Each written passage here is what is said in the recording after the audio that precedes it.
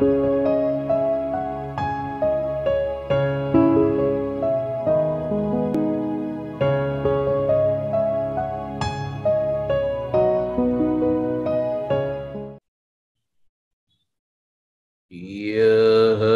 जगत सारा क्षणिक है और आत्मा एक नित्य है।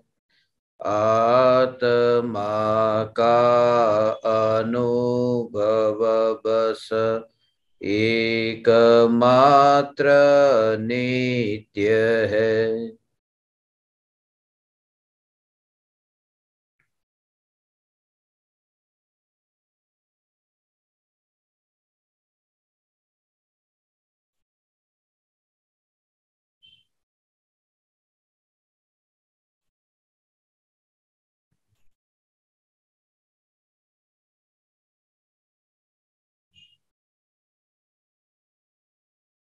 चैतन्य स्वभावी भगवान आत्मा अनादि अनंत शुद्ध चैतन्य मात्र है। ज्ञान मात्र है। मैं शुद्ध चैतन्य मात्र, ज्ञान मात्र भगवान आत्मा हूँ। प्रति समय यह जागृति बनी रहे, इस जागृति का नाम धर्म है। देह की प्रत्येक क्रिया के काल में और विकल्पों के बहते प्रवाह के काल में ज्ञानी को प्रति समय यह जागृति रहती है कि मैं चैतन्य तत्व इस देह की किसी भी क्रिया में और विकल्पों के बहते प्रवाह में कहीं भी मिला नहीं हूँ। ऐसा शुद्ध चैतन्य तत्व मैं हूँ। प्रति समय स्वयं की शुद्ध चैतन्य सत्ता का बोध आत्म जागृति ही धर्म है। चैतन्य तत्व की स्व संवेदन प्रत्यक्ष निर्विकल्प अनुभूति होते ही अकर्ता भाव प्रकट होता है। देह और विकल्पों की क्रिया में त्रिकाल ध्रुव चैतन्य सत्ता का कर्तृत्व कहीं भी नहीं दिखाई देता। ऐसी अपूर्व दशा प्रकट होने का मूल कारण यह है कि जिस समय निर्विकल्प अनुभूति हुई, ध्यान आत्मा में ढला, उस ध्यान की अवस्था को भी आत्मा में लेकर नहीं गए। वह ध्यान भी सहज ढला, वह ध्यान भी निर्विकल्प होकर ढला, वह ध्यान भी कर्तृत्व के भाव से भीतर नहीं ढला। उस भाव का भी सहज परिणमन कि शुद्ध भाव प्रकट हुआ। ऐसी सहज निर्विकल्प अनुभूति होते ही ऐसी यथार्थ श्रद्धा होती है कि जगत के किसी भी परमाणु में मेरा कर्तृत्व नहीं, किसी भी प्रकार के परिणाम में मेरा कर्तृत्व नहीं। जो अनादि अनंत ध्रुव चैतन्य सत्ता है, जिस सत्ता में कभी कार्य होता ही नहीं है और जहां कार्य होता है उस कार्य का कर्ता होने भी यह ध्रुव चैतन्य सत्ता जाती नहीं है। ऐसी ध्रुव चैतन्य सत्ता का दर्शन होते ही ज्ञानी जल में कमलवत गृहस्थ अवस्था में रह करके जीवन जीते हैं। मध्य लोक में रह करके भी चैतन्य लोक में वास करते हैं। मांस के पास में रहते होने पर भी न्यायक देव के अतिरिक्त उन्हें और कुछ दिखाई नहीं देता। प्रत्येक द्रव्य की स्वतंत्रता की यथार्थ श्रद्धा सम्यक दृष्टि ज्ञानी धर्मात्मा को तब हुई जब एक ध्रुव चैतन्य तत्व को स्वतंत्र देखा। आंख आ गई कि अब प्रत्येक द्रव्य स्वतंत्र दिखता है। इसलिए सबसे बड़ी बीमारी यह अंधापन कहा, मिथ्यात्व का अंधापन। कर्तृत्व बुद्धि का अर्थ यह नहीं है कि मैं पर द्रव्य का और प्रभाव का करता हूं। कर्तृत्व बुद्धि का अर्थ है मैं पर द्रव्य और प्रभावों को कर सकता हूं। करता हूं उसमें इतना बड़ा दोष नहीं है, मगर कर सकता हूं क्योंकि ज्ञानी को भी करने के भाव तो आते हैं। दुकान पर जाने का भाव आता है, कमाई करने का भाव आता है, अपने पत्नी बच्चों के लिए धन कमाना, उनके लिए जीवन जरूरी वस्तु खरीदना, ये सब भाव ज्ञानी को भी आते हैं। परम कृपालु देव गृहस्थ अवस्था में रहकर अपने व्यवहार को, जिम्मेवारी को निभाते हुए वे गृहस्थ अवस्था में जीवन जीते थे। करने का भाव तो आता था, मगर फेर फार करने का भाव नहीं आता था। वो जो करने का भाव आता है उस भाव में भी ध्रुव चैतन्य सत्ता नहीं मिली। इस जागृति के बल पर उन भावों में फेरफार करने का भाव भी नहीं आता। यद्यपि परम कृपालु देव का नियम था कि घोड़े गाड़ी पर जब वो बैठते तो घोड़ा गाड़ी चलाने वाले को कह देते कि तू घोड़े को चाबुक मत मारना। यदि तू घोड़े को चाबुक मारेगा तो मैं नहीं बैठूंगा, भले ही घोड़ा धीरे चले, मगर तू चाबुक मत मारना। और जो घोड़ा देरी से पहुंचेगा, हम देरी से पहुंचेंगे, उस वजह से तेरी कमाई में थोड़ा नुकसान होगा, मगर उसकी फिक्र मत कर, मैं तुझे और धन दे दूंगा, मगर घोड़े को चाबुक मत मारना। जब ये बात मैंने सत्संग में कुछ बरस पहले कही थी, किसी ने मुझसे कहा क्या परम कृपालु देव को यह श्रद्धा नहीं थी कि घोड़े को चाबुक खाना है तो खाएगा, खुद ये भाव क्यों भाते हैं कि घोड़े को चाबुक मत मारना। परम कृपालु देव को श्रद्धा थी कि घोड़े को यदि चाबुक खाना है तो घोड़ा चाबुक खाएगा, ये श्रद्धा थी। मगर कृपालु देव को यह भी श्रद्धा थी कि घोड़े को तू चाबुक मारेगा तो मैं नहीं बैठूंगा, ये भाव भी अभी आना है, उसे भी मैं रोक नहीं सकता, उस भाव को भी मैं कर नहीं सकता, उस भाव में भी मैं फेरफार नहीं कर सकता। ज्ञानी को करने का भाव आता है, फेरफार करने का भाव नहीं आता, क्योंकि करने का भाव चारित्र की कमजोरी है और फेरफार करने का भाव श्रद्धा की कमजोरी है। करने का भाव राग है और फेरफार करने का भाव मिथ्यात्व है। कर्तृत्व बुद्धि का अर्थ यह है कि मैं पर पदार्थों में, पर भावों में कुछ न कुछ कर सकता हूं। स्वरूप की श्रद्धा होते ही ये कर्तृत्व बुद्धि से छुटकारा होता है।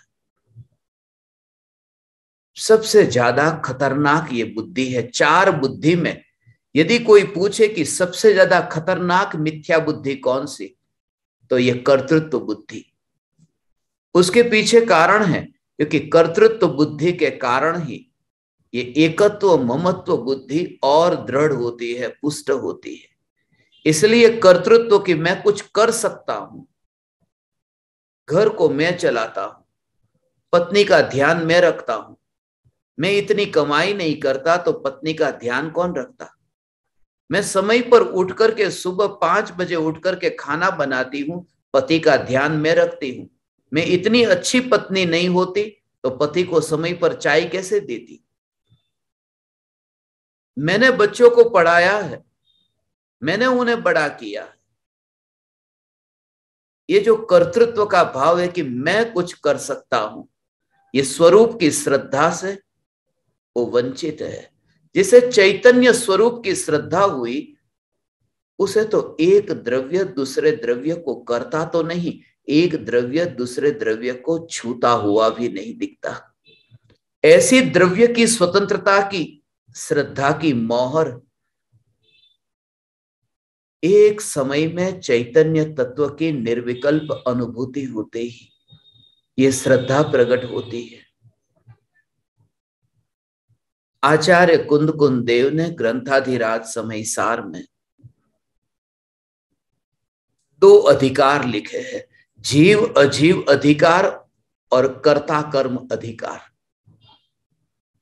ये जो जीव अजीव अधिकार है, जिसमें एकत्व बुद्धि और ममत्व बुद्धि का वर्णन है, और कर्ता कर्म अधिकार है जिसमें कर्तृत्व बुद्धि और भोक्तृत्व बुद्धि का वर्णन है। यद्यपि जीव अजीव अधिकार में कर्ता और भोक्ता की बात लिख सकते थे कि जीव का अजीव नहीं है, ऐसे ही जीव अजीव का कर्ता भी नहीं है, मगर उन्होंने अलग से अधिकार लिखा, पूरा चैप्टर अलग से लिखा, क्योंकि सबसे ज्यादा संभावना है इस संबंध में। इसलिए 76 गाथा आचार्य कुंद कुंद देव ने कर्ता कर्म अधिकार में लिखी। 415 गाथाओं में 76 गाथा कर्ता कर्म अधिकार में लिखी, क्योंकि सबसे ज्यादा संभावना है कि जीव अपने को कर्ता न माने। आचार्य अमृतचंद्र देव ने तो यहां तक कह दिया, यह परिणमति सकर्ता, जो कार्य रूप परिणमित होता है वह कार्य का कर्ता है। यदि मिट्टी से मटका बना है तो मिट्टी मटके रूप पलटी है, मिट्टी मटके रूप परिणमित हुई है, इसलिए मटका बनने का जो कर्ता है वह मिट्टी है, कुम्हार नहीं। रोटी बनने में वो आटा जो है वो खुद परिणमित हुआ है, इसलिए रोटी का कर्ता आटा है, बाई नहीं। कांच का गिलास नौकर के हाथ से गिरकर फूट गया, तो कांच के परमाणु जो स्वयं ही ये टुकड़े रूप परिणमित हुए हैं, ये कांच ही टुकड़े का कर्ता है, नौकर नहीं। पर द्रव्य किसी भी द्रव्य का कर्ता हो ही नहीं सकता, किसी भी द्रव्य के परिणमन का कर्ता नहीं हो सकता। ये सिद्धांत यदि समझ में आ जाए तो दूसरों पर जो दोषारोपण करने वाली वृत्ति है, उस वृत्ति से छुटकारा हो, और अहंकार की पुष्टि से भी छुटकारा होगा, क्योंकि अहंकार इसी वजह से तो होता है कि मैं कुछ कर सकता हूं, देखो मैंने इसके लिए इतना किया। बाप है ना जो कहता है मैंने एक बेटे को डॉक्टर बनाया, दूसरे बेटे को इंजीनियर बनाया, तीसरे बेटे को वैज्ञानिक बनाया, और चौथे बेटे को कि वो कुछ नहीं बना। ऐसा नहीं कहता कि मैंने बनाया नहीं, वो कुछ नहीं बना, अच्छा किया तो डॉक्टर बनाया, इंजीनियर बनाया, वैज्ञानिक बनाया। कहते कि चौथे को मैंने कुछ नहीं बनाया, वो कुछ बना नहीं, क्योंकि अहंकार का भाव, जहां अहंकार का भाव है वहां कर्तृत्व भाव इतना ठस करके भरा हुआ है। बाई भी कहती है ना, रोटी किसने बनाई, पहली रोटी फुल के इतने अच्छे बने, मैंने बनाया। खाना खाने बैठता हूं, छोटे छोटे फूल के पूछता हूं किसने बनाए, मैंने बनाए। ये भटूरे किसने बनाई, कितने फूले हैं, ये मैंने बनाए। पहला मैंने, दूसरा मैंने, तीसरा मैंने, ये मैंने बनाए।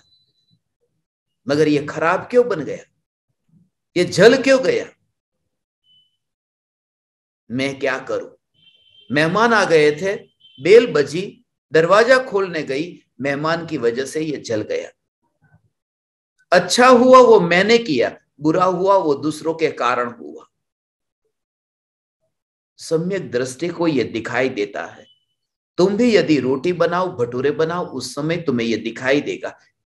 इसलिए मैं ज्ञान दीपकों को खाना बनाते समय भी जो कहता हूं कि इसमें भी जागृति रहे कि ये जो वस्तु डाली जा रही है उसमें भी मैं नहीं, मैं तो नहीं, देह भी नहीं, वो वस्तु स्वयं ही उस क्रिया का करता है।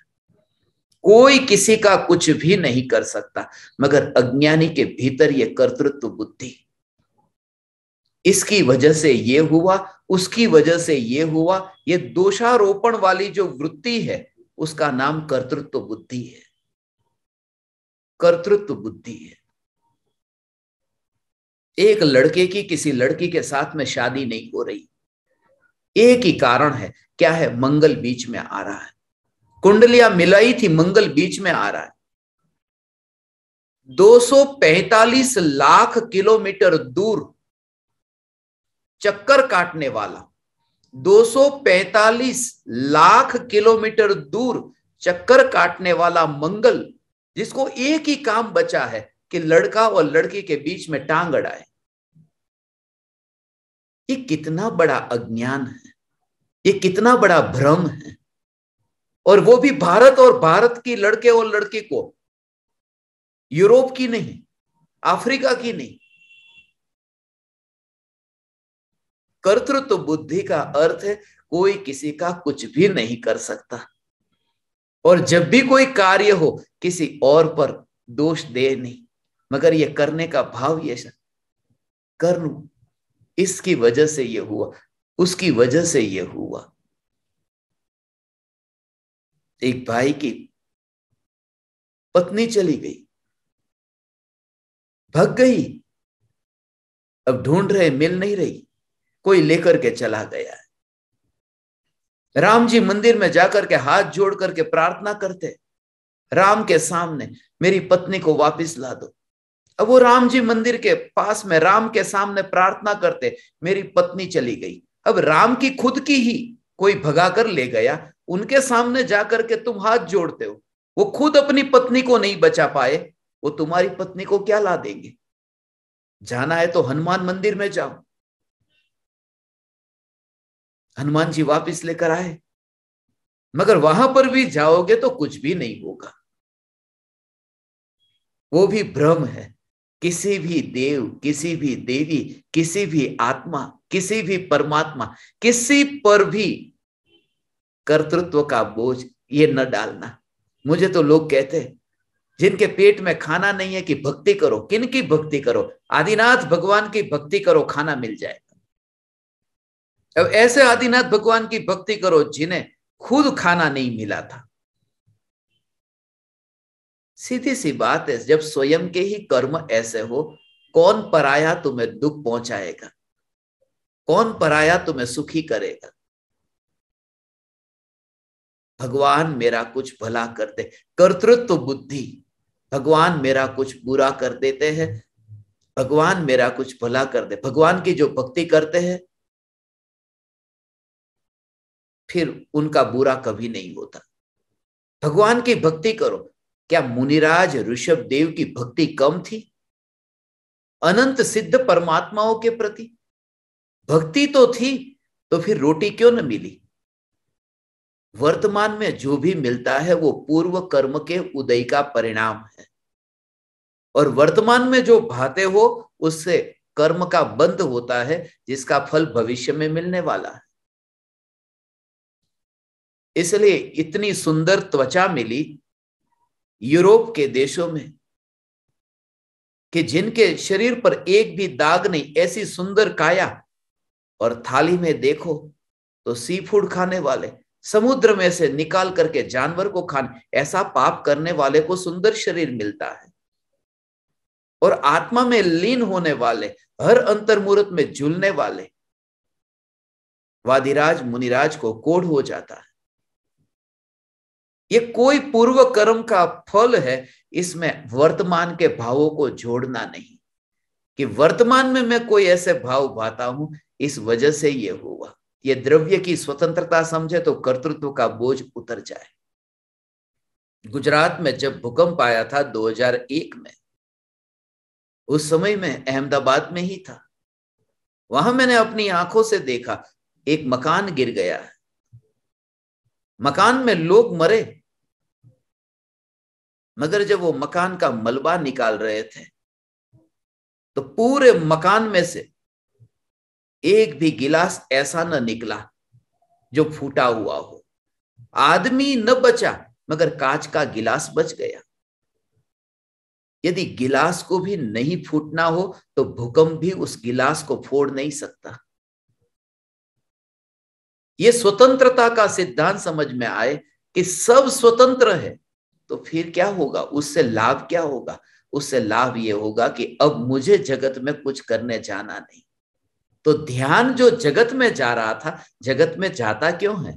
क्योंकि कुछ करना है। हमारा अटेंशन किचन में क्यों जाता है? क्योंकि किचन में कुछ काम करना है।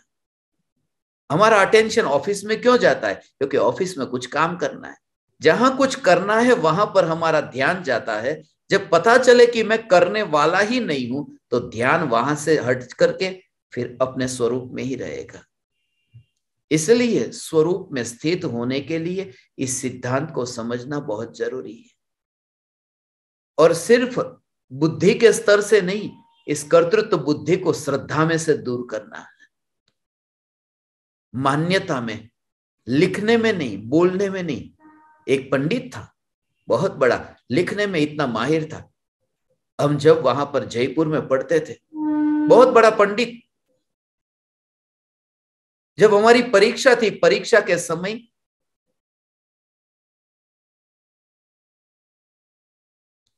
परीक्षा का विषय था, निबंध लिखना था। निबंध था अकर्ता भाव पर, कि मैं कुछ भी नहीं कर सकता हूं, उस पर निबंध लिखना था।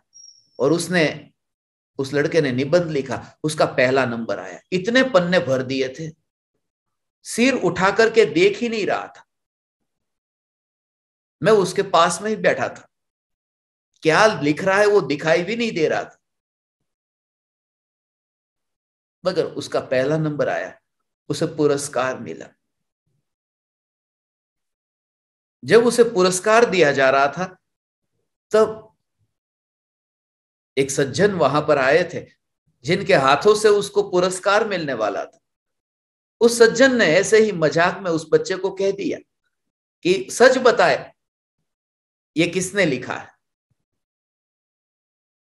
उस लड़के ने कहा, मैंने लिखा है।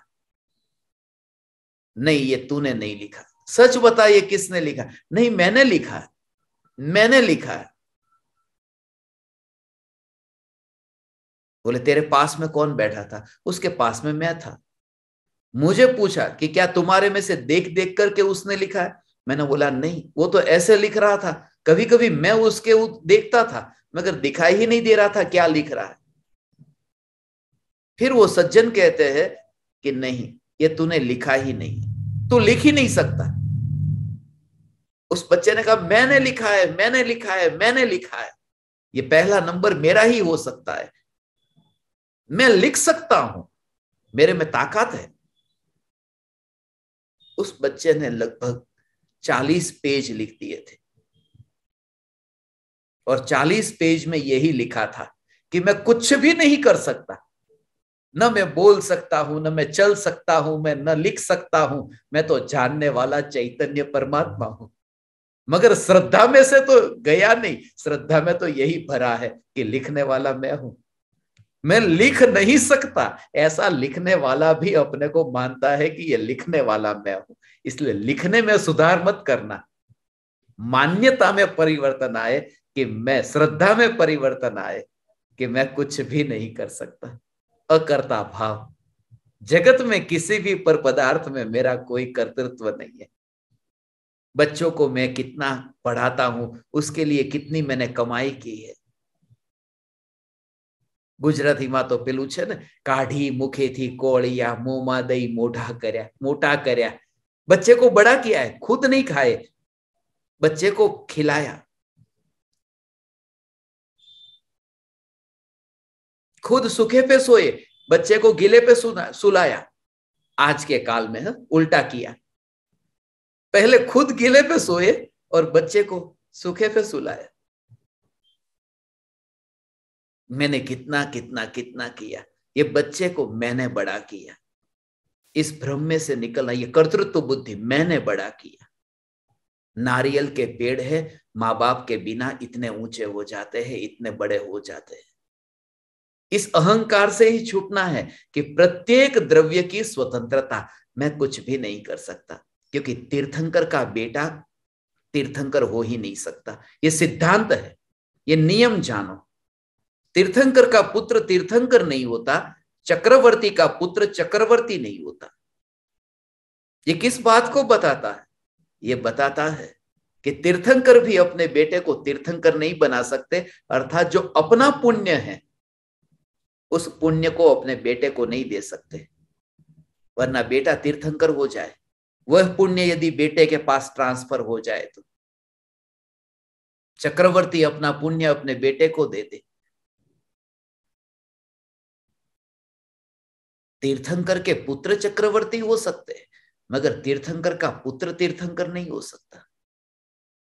इसलिए आदिनाथ भगवान तीर्थंकर है, उनके पुत्र चक्रवर्ती, भरत चक्रवर्ती। मगर सभी जीव यहां अपने अपने कर्म के फल से संयोग को पाते हैं, अपने अपने कर्म के फल को भोगते हैं। कोई परमात्मा इस जगत को करने वाला नहीं है। यदि तुम मानो कि ये परमात्मा सारे जगत को करता है, तो फिर ये मानना पड़ेगा कि जितना भी युद्ध, हिंसा, अत्याचार, अपहरण, बलात्कार, बीमारी, जितने भी यहां पर प्रलय, भूकंप, सुनामी, ये सब परमात्मा ने लाया। ये सब बुरे काम परमात्मा कराता। यदि परमात्मा जगत को करता है तो ये पूरा श्रेय परमात्मा को जाएगा। भगवान कुछ भी नहीं करते। भगवान तो वे है ईश्वर शुद्ध स्वभाव, सिर्फ जानते हैं, करते कुछ भी नहीं। दर्पण की भांति अलिप्त रहते हैं, जिनके ज्ञान में जगत प्रतिबिंबित तो होता है, मगर जगत का कर्ता बनने नहीं चाहते।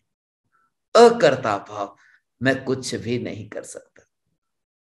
मां पूरे जीवन भर कितना अहंकार अपने सिर पर लेके घूमती है। बच्चे को मैंने देखो बड़ा किया है, मैंने बच्चे को अपने पेट में 9 महीने रखा, इतना ध्यान रखा, मगर बच्चे को जन्म देने वाली तू है। तेरे हाथ में है बच्चे को जन्म देना। तू जरा विचार कर, तेरे हाथ में होता तो तूने बेटी को जन्म क्यों दिया, बेटे को क्यों न दिया? बेटे का जन्म हो या बेटी का जन्म हो, किसका जन्म हो, तेरे हाथ में है ही नहीं। यदि ऐसा होता तो आजकल लोग चाहते हैं ना कि नहीं, ये बेटा बेटा ही होना चाहिए, परिवार में एक बेटा तो चाहिए, वरना वो वंश परंपरा कैसे चलेगी। मगर तेरे हाथ में थोड़ी है। तू कहे कि जग का कर्ता मैं हूं, तो ये भी निर्णय नहीं कर सकता। तेरे हाथ में यह भी नहीं है कि बेटे का जन्म हो या फिर बेटी का, ये भी तेरे हाथ में नहीं है। कहां जन्म देना, किसे जन्म देना, ये तो तेरे हाथ में है ही नहीं। कहां जन्म देना, ये भी तेरे हाथ में नहीं है। हॉस्पिटल में जन्म देना, घर में जन्म देना, ये तेरे हाथ में नहीं है। उमराला के पास में तो ऐसा हुआ था, ट्रेन में जन्म दे दिया एक महिला ने, रोक नहीं पाई, बहुत पहले ही प्रसूति हो गई। डॉक्टर ने कहा था कि बाद में होगी, मगर जल्दी हो गई, रोक न पाई।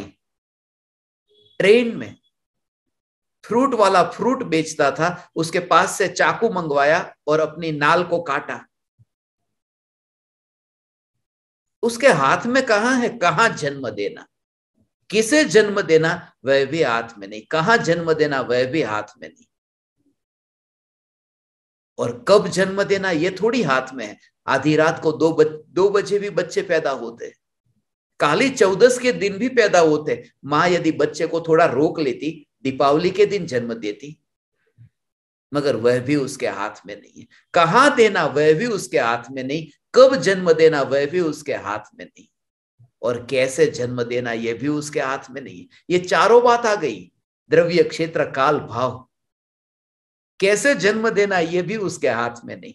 नॉर्मल डिलीवरी हो या फिर सिजेरियन हो, उसके हाथ में है। डॉक्टर अचानक कह देते हैं कि नहीं अब सिजेरियन करना ही पड़ेगा, उसके हाथ में कुछ भी नहीं। फिर भी यह कर्तृत्व का बोझ पूरे जीवन भर कि मैंने बेटे को जन्म दिया, मैंने ये किया, ये कर्तृत्व का भाव। मुक्त हो तुम इस भाव से। ये जो चैतन्य परमात्मा का ये वितराग धर्म मिला, ऐसी स्वतंत्रता का उद्घोष करने वाला, ये द्रव्य की स्वतंत्रता को ऐसे बताने वाला कि तुम कुछ भी नहीं करते, बिना काम के नहीं हो जाएंगे, कुछ भी नहीं करेंगे तो नकामा नहीं થઈ જઈએ। हाँ, नकामा થઈ જવામાં मजा છે। जो कुछ भी काम में नहीं आते वो बच जाते हैं। लाओ त्से को किसी ने पूछा था कि सामने जो पेड़ है, चाइना में लाओ त्से हुआ कि सामने जो पेड़ है उस पेड़ को लोगों ने क्यों नहीं काटा। लाओ त्से ने कहा उससे ना तो टेबल बन सकता था, उससे ना कुर्सी बन सकती थी, वो किसी भी काम का नहीं था, वो कुछ भी काम का नहीं था, इसलिए लोगों ने उसको काटा ही नहीं। लाओ से कहता था उस पेड़ की भांति हो जाओ, बिना काम के तुम हो जाओ तो तुम्हें भी काटेंगे नहीं, तुम कटोगे नहीं, तुम ऐसे ही अडिग रहोगे। अकर्ता भाव, अकर्ता भाव, इसी का नाम धर्म है। डायोजनीस इसी को तो लेकर के बैठा था। सिकंदर जब उससे मिला तो सिकंदर भी यही कहता था ना कि डायोजनीस क्या कर रहे हो? बोले बस शांति से बैठा हूं, कुछ नहीं कर रहा हूं। सिकंदर ने कहा जग को जीतने के बाद में मैं भी ऐसा ही शांति से बैठूंगा। डायोजनीस कहता है तू जग को जीतने के बाद बैठेगा, मैं अभी बैठा हूं, तू इतना चक्कर काटने क्यों जा रहा है? सिकंदर ने कहा एक बार जग को जीत लू, बाद में कभी आता ही नहीं है। बीच रास्ते में ही मृत्यु हो गई। अकर्ता भाव, मेरा इस जगत में कोई कर्तृत्व नहीं है, मेरे कारण किसी भी द्रव्य का कोई परिणमन नहीं होता, मैं किसी के वस्तु के स्वभाव को कैसे बदलूं? एक छोटा सा ऐसा भाव, रावण का कैसा भाव था? नरक में गया रावण, क्या भाव था उसका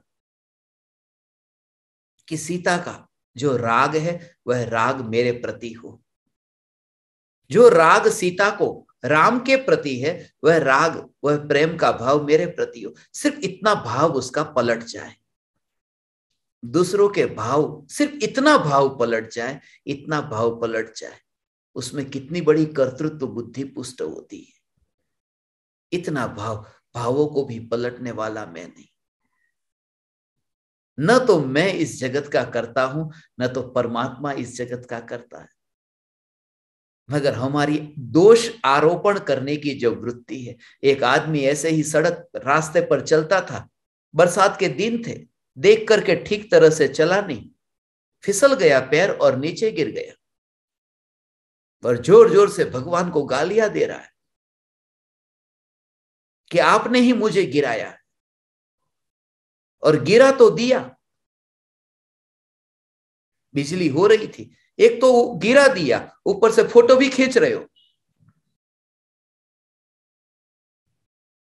भगवान की वजह से ही सब कुछ होता है, यही कर्तृत्व बुद्धि है।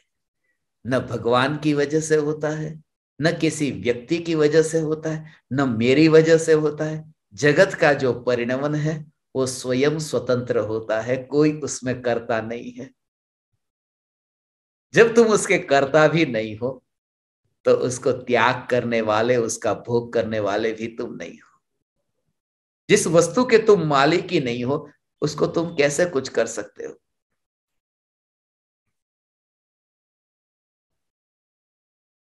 मैं एक महाराज साहब को पढ़ा रहा था। महाराज साहब कितने ही वर्षों से दीक्षा का पालन करते, ऊंचे घराने से थे, रईस खानदान था, करोड़ों की संपत्ति थी, मगर जिस दिन मैं उन्हें पढ़ाने के लिए पहली बार गया,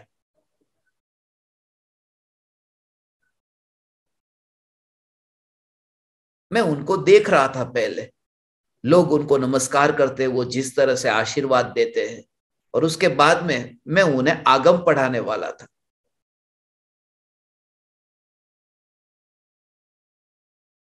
उस समय उन्होंने कहा, मेरी तो धन संपत्ति में रुचि नहीं। करोड़ों रुपये थे, क्या रखा है रुपये में? करोड़ों रुपये पर मैंने लात मार दी, क्या रखा है? मैंने उनसे पूछा, ये जो करोड़ों रुपये पर आपने लात मारी,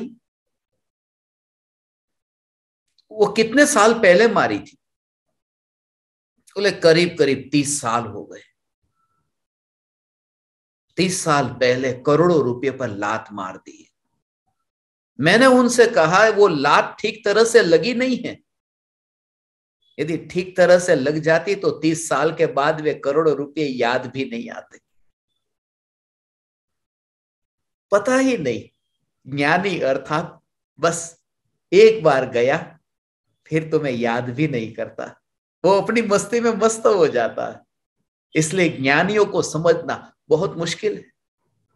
अज्ञानी का सब ठिकाना है, सब पता है, ज्ञानी का कुछ भी पता नहीं।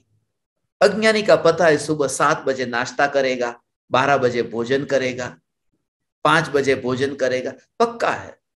अज्ञानी का पक्का है कि आज घर में है, कल भी घर में ही रहेगा। ज्ञानी का पता नहीं, आज घर में है, कल जंगल में होंगे। 7 बजे नाश्ता करना था, नाश्ता याद ही नहीं आया, दोपहर का भोजन भी याद ना आया, और देखा तो अंधेरा हो गया। न भोजन याद आया, न दवाई याद आ गई, अरे ये तो रात हो गई।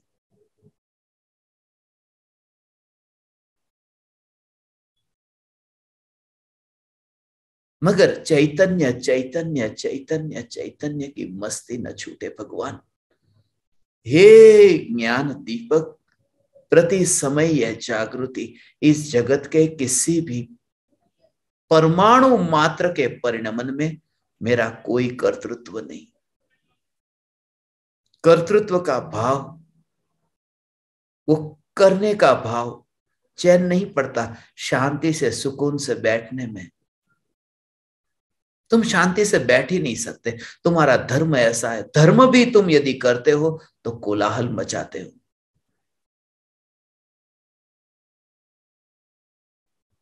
माइक लेकर के कोलाहल मचाते हो।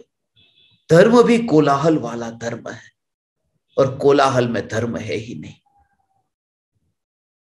तुम जोर जोर से आधी रात को माइक लेकर के भक्तियां गाते हो, कहते हो मैं इतना धार्मिक हो गया, हरे राम हरे कृष्णा हरे राम हरे कृष्णा।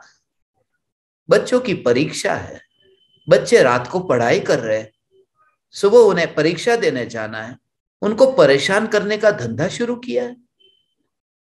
धर्म अर्थात तुम शांत होकर के चुप होकर के बैठ गए। जहां करने का भाव नहीं रहे कि लाओ ये मैं करने जाऊं, उसे निर्विकल्प ध्यान कहते हैं। इसलिए तो ध्यान भी करने जाता नहीं है। हे ज्ञान दीपक, तुम उस दशा को पाओगे। ध्यान भी तुम करने जाते नहीं हो, उसे भी तुम सहज देखते हो। और जो ध्यान तक का कर्ता न बनता हो, ऐसा मुनि अब 4 हाथ जमीन देख करके चले तो अपने को षटकाई के जीवों की रक्षा का कर्ता कैसे मानेगा? कैसे मानेगा? षटकाई के जीवों की रक्षा मैंने की। आचार्य कुंदकुंद देव तो यहां तक कहते हैं, जो जीव स्वयं को, जो मुनि स्वयं को षटकाई के जीवों की रक्षा का कर्ता अपने को मानता है कि मैंने रक्षा की, वो स्वयं को विष्णु मानता है। ब्रह्मा विष्णु महेश है, क्रिएटर प्रोटेक्टर डिस्ट्रॉयर। स्वयं को वह रक्षक मानता है, वह उतना ही बड़ा दोषी है। इसलिए तो घर छोड़ दिया, मगर जीवों की रक्षा करने वाला मैं हूं, यह कर्तृत्व न छूटा। अकर्ता भाव का अर्थ यह है कि मैं किसी पराये को जीवन कैसे दूं? क्या मैंने उसको आयुष्य कर्म दिया है? यदि मैं अपना आयुष्य कर्म उसको दूं तो मैं ये कहूं कि मैंने उसको जीवन दिया, मगर मेरा आयुष्य तो मेरे पास है, मैं कैसे किसी पराये को जीवन दे सकता हूं? मेरा आयुष्य मेरे पास है, उसका उदय मेरे पास है। करने के भाव से छुटकारा, चैन ही नहीं पड़ता तुम कुछ करो नहीं तो। सुबह से शाम तक यदि तुम कुछ भी ना करो, बेचैनी होगी, आज कुछ करने का भाव ही नहीं आ रहा है। इसलिए तो लोग ताश के पत्ते खेलने लगते, कुछ तो करे। स्पाइडर सॉलिटायर खेलने बैठ जाते, कुछ तो करे। चैन ही नहीं पड़ता, लाओ किसी को फोन घुमा देते, कुछ तो करे।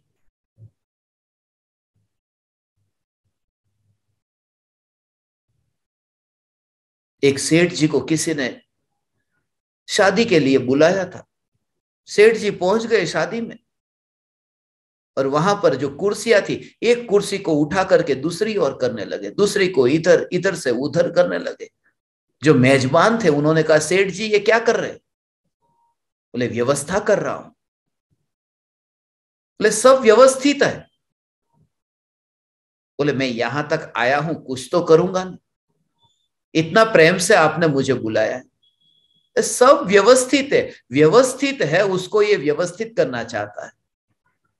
अज्ञानी की यही हालत है, ये सारा जगत व्यवस्थित है, मगर अज्ञानी को अव्यवस्थित लगता है, इसलिए वो व्यवस्थित करने की कोशिश करता है।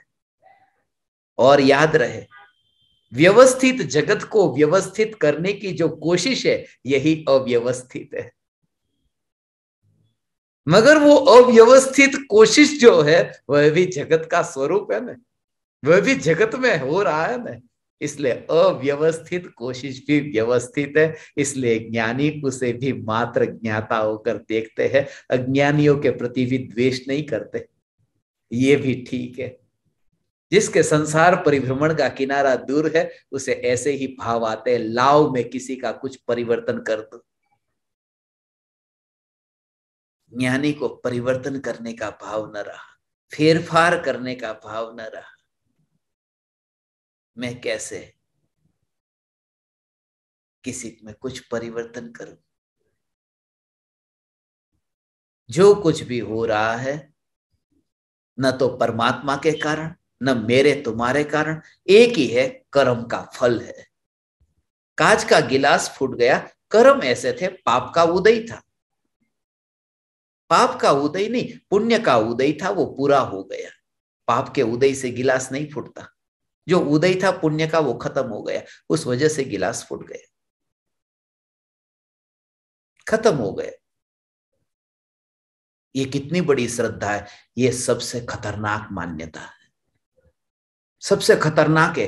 परमात्मा ने तो रुपये लाए नहीं मेरे घर में, मेरे पुण्य के कारण रुपये घर में आए, ये मान्यता मिथ्यात्व है, ये कर्तृत्व बुद्धि है।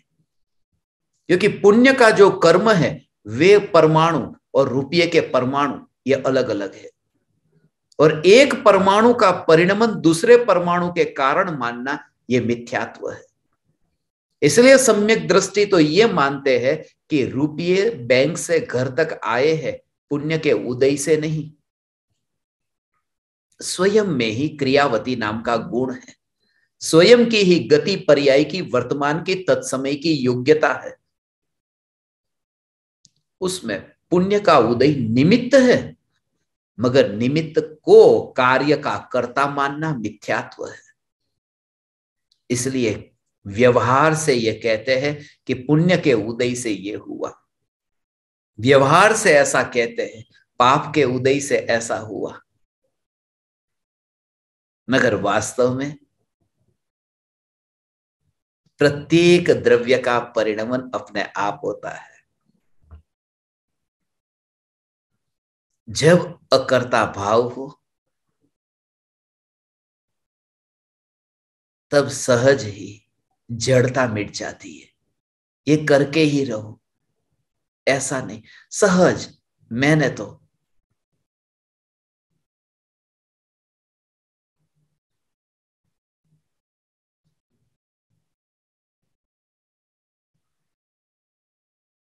अपनी नाव को, जब 142 देशों की यात्रा के लिए मैं निकला था, अपनी नाव को हे परम कृपालु देव आपके सहारे छोड़ दिया है, अब आप ही जानो। एक सत्संग में मैंने ये कहा था, अमेरिका में लोगों ने कहा कितनी बड़ी बात कही, कितना बड़ा अकर्ता भाव, हे परम कृपालु देव मैंने आपके सहारे ही छोड़ दिया है इस नाव को, अब आप ही संभालो।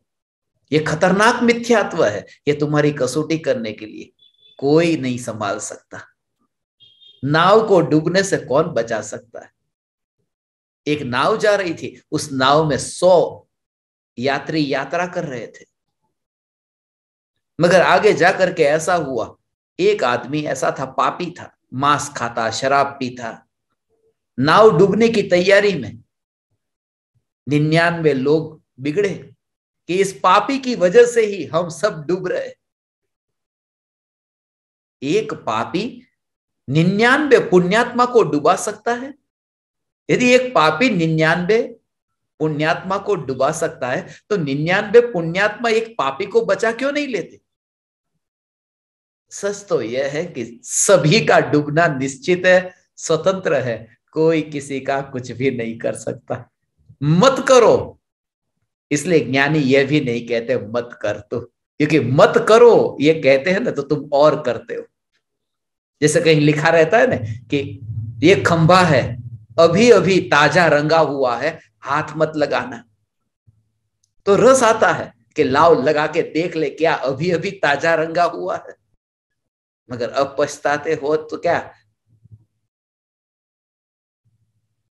इसलिए ये भी नहीं कहते कि तुम ये मत करो, बस सिर्फ जागृति, मैं चैतन्य परमात्मा हूं, स्वरूप की जागृति, ये चैतन्य स्वरूप की जागृति। ये कर्तृत्व बुद्धि के बारे में आचार्य कुंद देव ने जो 76 गाथा में लिखा है, उसके लिए मुझे 76 मिनट का भी समय नहीं मिला, मैं कैसे बताऊं? आचार्य कुंद देव कर्तृत्व, समय पूरा नहीं मिलता। चैतन्य की चर्चा में समय बहुत कम पड़ता है, बाहर के विषय भोगों में समय बहुत मिल जाता है। एक आदमी किसी के वहां शादी में गया, खाना खा रहा है, पेट भर भर के खाना खा रहा है, उल्टी हो जाएगी ऐसा लगता है, पेट पे हाथ घुमाते घुमाते कि बस अब रहा नहीं जाता, सहा नहीं जाता, फिर भी खा रहा है। किसी सज्जन ने पूछा ये क्या कर रहे हो? बोले क्या कहूं, कार्ड आया था, न्योता आया था, उसमें लिखा है खाना खाने का समय 7 से 10 तक, अभी 10 बजे नहीं है, पूरा टाइम।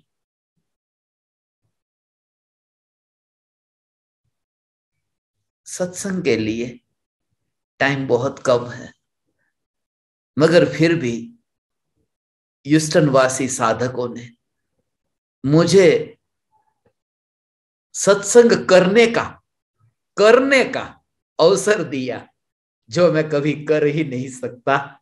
सिर्फ ज्ञाता दृष्टा हूं, जानने देखने वाला हूं। आज के इस सत्संग में आपको कोई आज के विषय के संबंध में ही कोई शंका हो तो आप अपना हैंड रेज कर सकते हैं, अपने हाथ को उठा सकते हैं।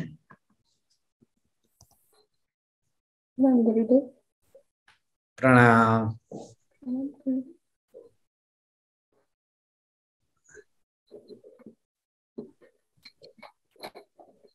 કરતા ભાવ પહેલા મનના સ્તર પર સ્થાપિત થાય છે પ્રશ્ન માર્ક,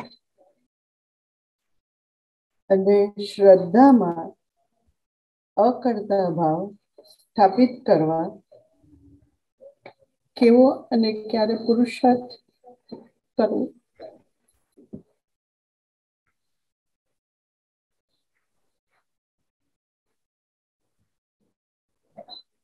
सभी ज्ञान दीपकों में ये एक ऐसा ज्ञान दीपक है जिन्होंने मेरे हृदय को जीत लिया है। प्रभु। ऐसे ज्ञान दीपक है, इनके बारे में मुझे ज्यादा तो अभी नहीं बताना, मगर इनकी जो जिज्ञासा और उत्कंठा है वो बहुत महत्वपूर्ण है।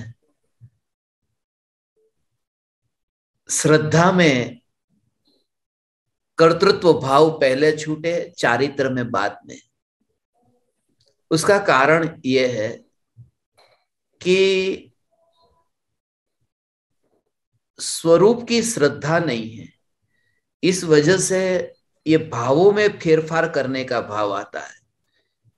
इसलिए जब हम ये कहते हैं कि ये काम मैं नहीं करूंगा, नहीं करूंगा, करना तो नहीं है, मुझे आज खाना बनाना है, मुझे खाना बनाना है, नहीं मुझे नहीं बनाना, नहीं बनाना, इसमें भी ये भाव छुपा हुआ है कि मैं बना सकता हूं और मुझे नहीं बनाना। यहां तो ये कहा कि चैतन्य स्वरूप की और ऐसी दृष्टि हो कि पता ही न चले कि जग में क्या हो रहा है, इतने गैर हाजिर हो जाए, इतने स्वरूप में इतने मस्त हो जाए कि पर का विकल्प ही न हो। पर का विकल्प ही न हो तो पर में परिवर्तन करने का भी विकल्प कैसे आएगा? जब तीन लोक की जनसंख्या एक हो जाए भगवान, तो फिर एक हो जाए पॉपुलेशन, एक एक चैतन्य, उतने गहराई में तुम जाओ, एकमात्र चैतन्य चैतन्य चैतन्य, ऐसे गहराई में तुम जाओ। और उस समय कौन मैं किसको करने चाहूं, तब मैं आत्मा का ध्यान करने न गया, तब ध्यान मेरे भीतर में ढलना ये सहज हुआ, और फिर भी मुझे छू न सका। ध्यान भी जिसे छू न सके, उत्पाद और व्यय वाली अवस्था जिसे छू न सके, ऐसा अस्पर्शी ध्रुव न्यायक देव मैं हूं। ऐसा तत्व विचार करो, इस तत्व पर ही पूरा जोर दो, प्राण लगा दो, न्योछावर कर दो अपने प्राण को। भले ही पूरा जीवन एक ही चैतन्य चैतन्य चैतन्य भगवान, अनंत अनंत अनंत बार ऐसे ही समय गवाया है। इस बार स्वरूप के जोर से ही, देह की क्रिया से नहीं, भावों में परिवर्तन करके नहीं, एकमात्र चैतन्य सत्ता के जोर से ऐसा विचार करो। मिथ्यात्व का वो जो पत्थर है वो पत्थर पिघलता जाएगा। ये विचार से कपड़ा आपने अब सर्फ में डाल दिया, अब मैल पिघलने लगा। इस तत्व विचार से मिथ्यात्व का मल पिघलने लगता है। मिथ्यात्व का पत्थर है वो टूटने लगता है, हथौड़े पड़ते हैं, चैतन्य तत्व विचार के हथौड़े पड़ते हैं। इसलिए ये बहुत महत्वपूर्ण शिविर है। शिविर का जो विषय चुना गया है कि मैं ही कुछ करूं, कर सकता हूं बच्चों के लिए, बच्चों की जिम्मेवारी मेरी है, मैं बच्चों के लिए ये देकर जाऊं, वो देकर जाऊं। अरे जिसको मैं ग्रहण न कर सका उसे मैं किसको देने जाऊं?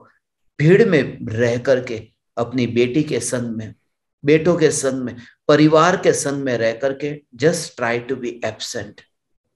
बस एक बार अंतर में चले जाओ, और फिर उसका ड्यूरेशन मत देखना कि कितने टाइम के लिए अंदर गए, उसकी गिनती मत करना। यहां पर क्वांटिटी महत्वपूर्ण नहीं है, क्वालिटी देखो, उस ध्यान में कितनी स्थिरता थी।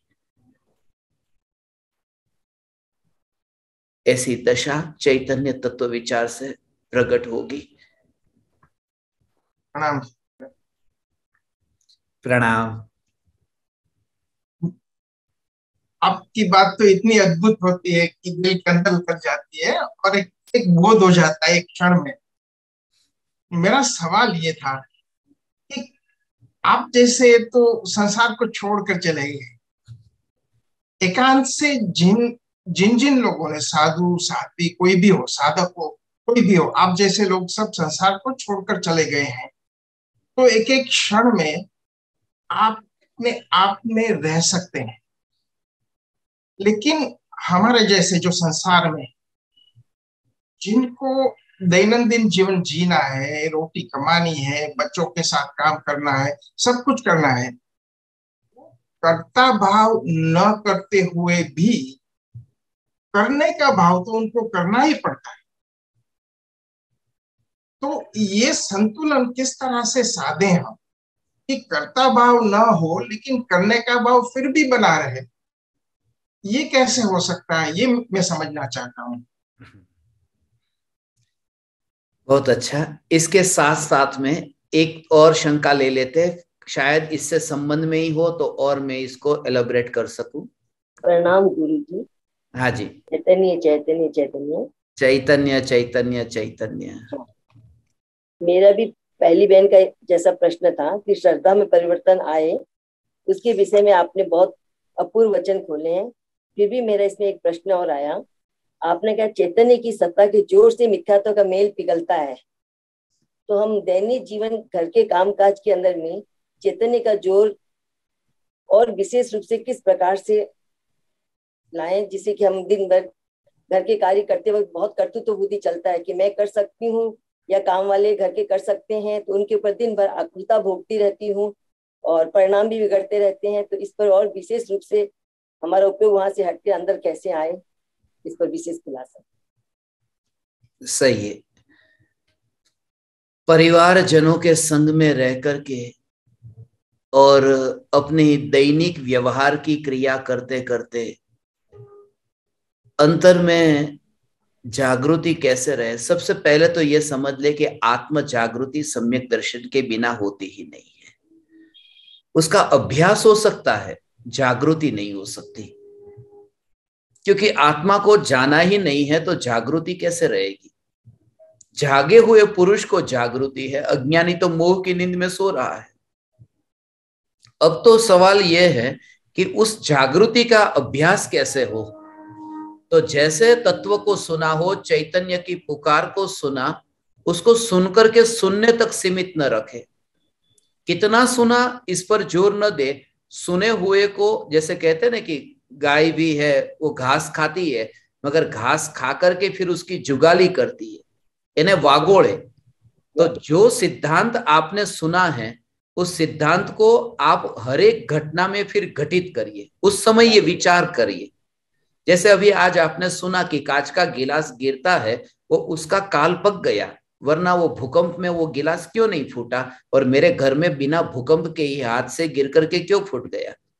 तो उस घटना में यदि ये सिद्धांत याद भी आएगा, ये विचार चलेगा, तो आपका जो बेहोशी वाला जो स्टेट थी, आपकी दशा थी, उससे थोड़े आप विचार के स्तर पे भी जागरूक होने लगेंगे। तो जो इंटेंसिटी पहले ज्यादा थी अब इंटेंसिटी कम हो जाएगी, और उससे फिर क्या होगा कि आपका एनवायरनमेंट जो है उसमें भी आपका ऑटोमेटिक, अब रोज 1 घंटा आप ऐसे मित्र के साथ में रहते हैं जहां गप्पे चलते हैं, फिर 5 मिनट के लिए आप उनके साथ में मिलते हैं जहां चैतन्य की चर्चा चलती है।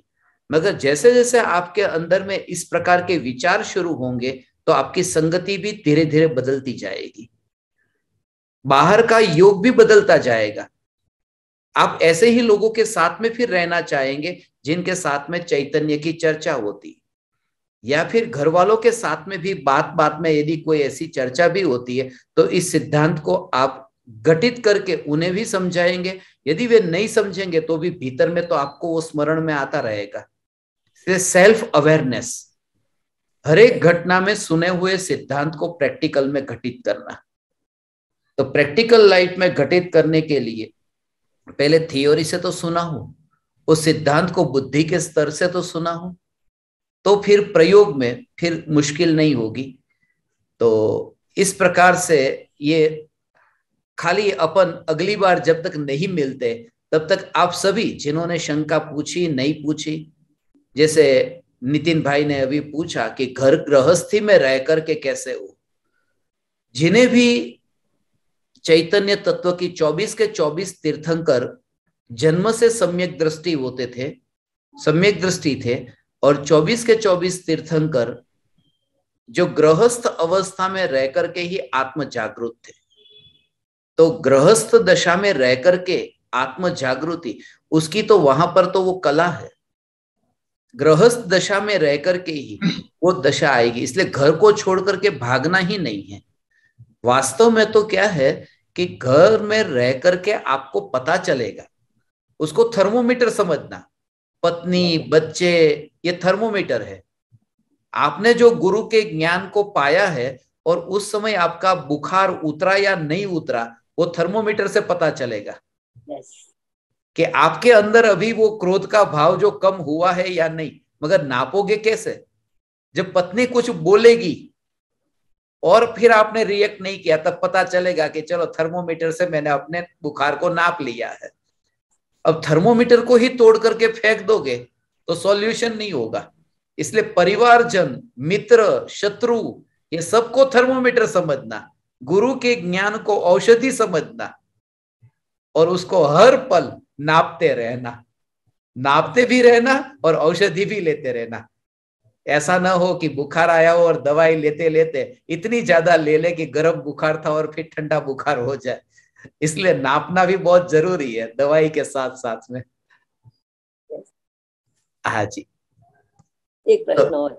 हाँ जी, भावों को पलटने, मैं भावों को भी पलटने वाला नहीं हूँ, तो भाव तो मैं ही करती हूँ, दूसरा तो कोई नहीं करता है। तो इसके ऊपर थोड़ा विशेष खुलासा। बहुत अच्छा। भावों को करने वाला मैं नहीं हूं, भावों को करने वाला मैं नहीं हूं, मगर वो मैं जो है उस मैं का भाव आपने नहीं समझा। भावों को करने वाला मैं नहीं हूं, मैं सुनते ही त्रिकाल ध्रुव चैतन्य सत्ता जिसका भाव से संबंध ही नहीं, वो मैं का मतलब रागादि भाव वाला मैं नहीं, वो प्रमाण का विषय नहीं, परम शुद्ध निश्चय नहीं का विषय। ऐसा जो न्यायक भाव है, ये न्यायक भाव मैं हूं और वह मैं हूं, मैं भावों का करता नहीं हूं, अर्थात न्यायक भाव रागादि भावों का करता नहीं है। ऐसा है भगवान। मगर बहुत आनंदित हूं मैं, ऐसा ये विषय चुना है और प्रैक्टिकल लाइफ में आपने इतनी जिज्ञासा कि रोज घर में रह करके, परिवार के साथ में रह करके कैसे जीवन जिया जाए। इसलिए वास्तव में तो जैसा अभी नितिन जी ने कहा, वास्तव में मैंने कुछ भी नहीं छोड़ा, ना परिवार छोड़ा है, ना घर संसार छोड़ा है। मेरे पास में सब है, परिवार भी है, घर भी है, मित्र भी है, शत्रु भी है, ये सब है मेरे। मगर फिर भी, इसलिए फिर भी उनके बीच में रह करके मजा लेता हूं कि ये सब उदय के परिणाम है और चैतन्य परमात्मा इनमें कहीं पर भी नहीं है। ऐसा आनंद आप परमात्माओं को प्रकट हो और मुझे इतना समय सत्संग के लिए आपने दिया। मैं ऋणी हूं आप परमात्मा का। आप समस्त परमात्माओं को मेरे हृदय के अंतःकरण से प्रणाम करता हूं। मेरे प्रणाम स्वीकार करें। अहो अहो श्री सद्गुरु करुणा सिंधु अपार, इस पामर पर प्रभु किया अहो अहो उपकार, अहो अहो